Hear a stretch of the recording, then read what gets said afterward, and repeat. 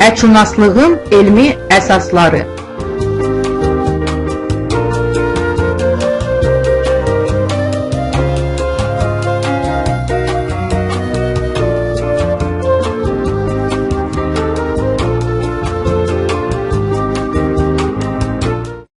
İnsan yazmağı zamanla uzun müddətli təlim keçmək, vərdişlər qazanmaq yolu ilə öyrənir.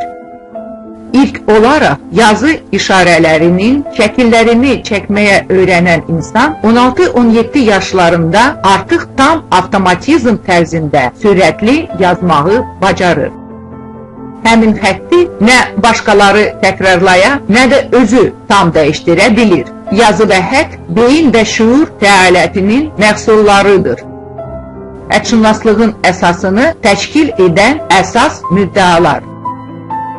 Xəttin forlaşması, xəttin fərdliyi, xəttin nisbi sabitliyi, xəttin variasiyalılığı. Xəttin formalaşmasının elmi əsasları akademik İvan Pavlovun ali sinir fəaliyyəti, şərti reflekslər və dinamik stereotip barədə təlimində öz əksini tapmış və sinir sisteminin orqanizmdəki bütün prosesləri idarə etdiyini əsaslı sürətdə sübut etmişdir. Belə ki, yazı prosesini insan beyninin 20-yə yaxın hissəsi eyni zamanda fəaliyyət göstərərək təşkil edir. Nitkin formalaşmasını təmin edən əsas mərkəzlər Brock və Wernicke sahələrində yerləşir. Hiss və emosiyalar mərkəzi, limbik sistem, şuurun əsas qovşağı neokorteks, həyatda qalma fəaliyyəti isə instinktiv qovşalar adlanan hissələrində formalaşır. Pavlovun təlimə əsasən yazmağı öyrənməyə başlayan anda insan beynində dinamik stereotip formalaşmağa başlayır. Zaman keçdikdə sabitləşən həmin stereotip nəticəsində insan istəsə belə həttində əhəmiyyətli dəyişikliklər etməyə müvəffəq olmur. Məsələn, hərflərin formasını dəyişmək onların meyilliliyini dəyişdirməkdən daha rahatdır. Həttin fərdliyi, yazı elementlərin icra edilməsi zamanı təkrar edilməz hərəkətlərin cəmidir. Zahiri oxşarlığa baxmayaraq iki eyni hədd mövcud deyil.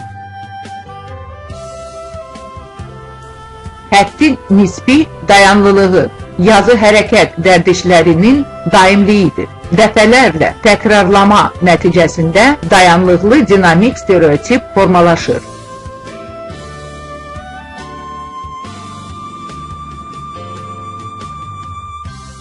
Həttin dayanıqlılığı təbii, süni və patoloji amillərinin təsiri ilə dəyişə bilər. Təbii əmillər, yaşla əlaqədar dəyişikliklər, əllərin əsməsi, zəif görmə və s. Psixi vəziyyət, yorğunluq, qıcıqlanmış, yaxud sərxoş vəziyyət və s. Qeyri-adi şərait, ayaq üstə duraraq, alatoran, yaxud zəif işıqlanma şəraitində. Həmişəkində fərqli yazı ləvazimatı.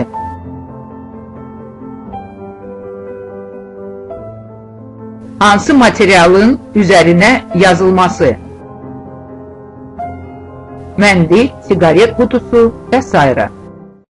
Süni amil, təqlid, digər şəxsin xəttinə oxşatmaqla, maskalanma, şrifti qəsdən dəyişdirməklə və s.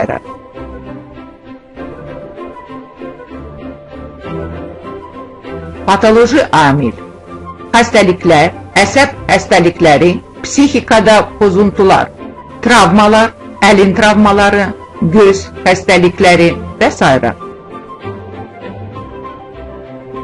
Həttin variasiyalılığı, şəraitdən asılı olaraq, emosional vəziyyət, sərxoş hal, hərəkətdə oturan yaxud uzanmış vəziyyətdə olma və s.